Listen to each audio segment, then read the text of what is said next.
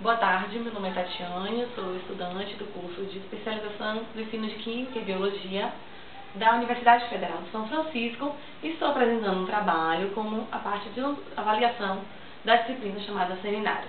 Bom, eu venho trabalhar com vocês um tema chamado Ensino das Ciências na Educação Infantil, que será o tema que eu vou desenvolver no meu trabalho de conclusão de curso.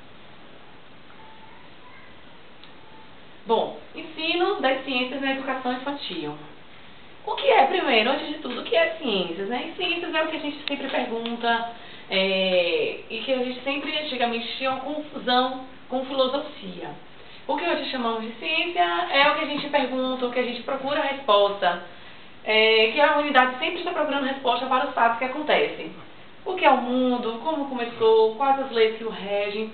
E essas perguntas, elas sempre estão presentes no nosso dia a dia e elas vão sempre estar acontecendo, né? Que é a razão por que a gente vai descobrindo o mundo e as leis que o regem. E na educação infantil? Antes de tudo, o que é uma educação infantil? Segundo a LDB, é a primeira etapa da educação básica, que tem como finalidade o desenvolvimento integral da criança até os 6 anos de idade, em seus aspectos físico, psicológico, intelectual e social, complementando a ação da família e da comunidade. Então, essa aqui é o conceito de educação infantil segundo a Lei das Diretrizes e Bases. Vocês observaram no final, complementando a ação da família e da comunidade. Então, a educação não se dá apenas na escola, se dá também no meio em que a criança convive. Bom, a prática da educação deve se organizar de que modo? Como é que deve se organizar a educação infantil? Primeiramente, ela deve desenvolver na criança uma capacidade dela observar e explorar o ambiente que o cerca, porque a criança, até então, ela não conhece o mundo, ela está descobrindo. Então, ela é curiosa, ela quer apalpar, ela quer pegar, ela sempre está perguntando o porquê das coisas. Então, a gente tem que desenvolver esse lado da criança e desenvolvendo, ela vai estar sendo educada e nessa educação infantil é que, posteriormente, a gente vai explorar o seu aspecto científico do aprendizado. E ela tem que mostrar à criança que ela é um agente que transforma o meio, ela é capaz de interagir, de transformar o meio em que ela está vivendo.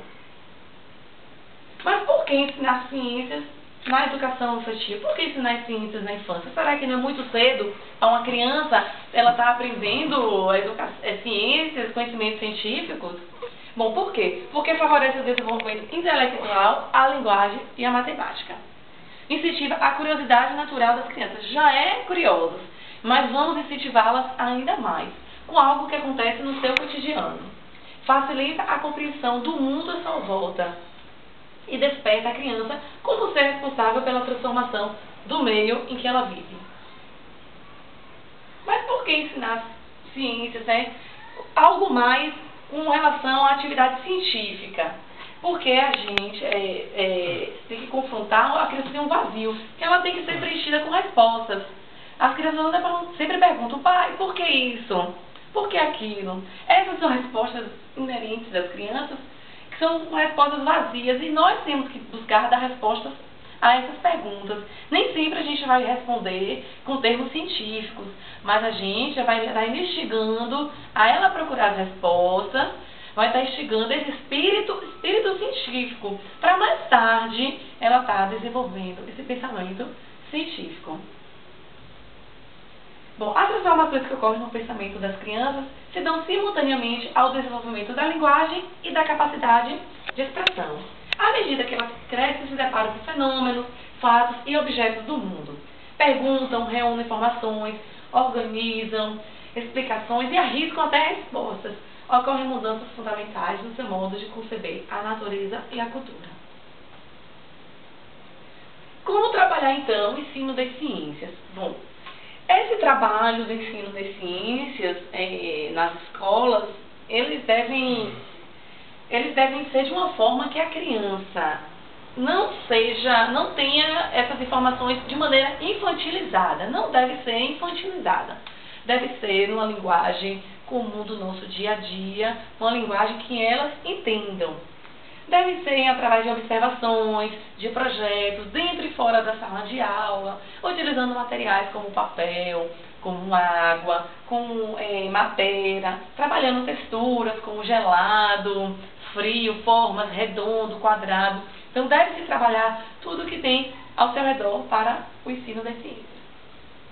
E qual será o papel do professor? Será que o professor está preparado para isso?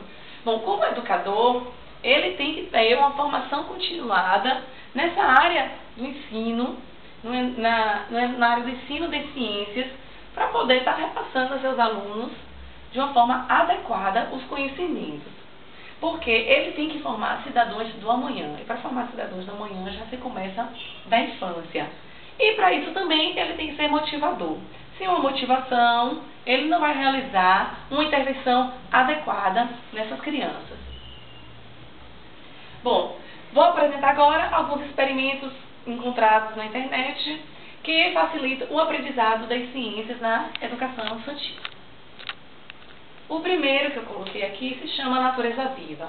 Bom, explicando de grosso modo o que aconteceu, uma água foi posta uma quantidade de corante e aí pegou-se uma flor branca, uma rosa branca. Cortou-se, né, a raiz e deixou apenas uma parte do caule e a flor.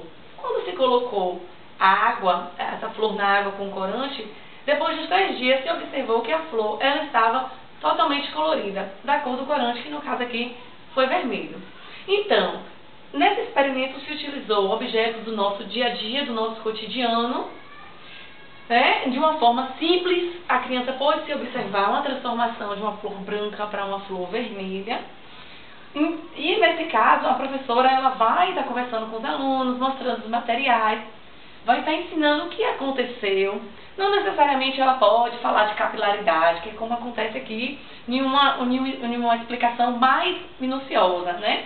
Que a capilaridade puxa a água que vai do caule, a capilaridade presente do caule, que vai até as folhas.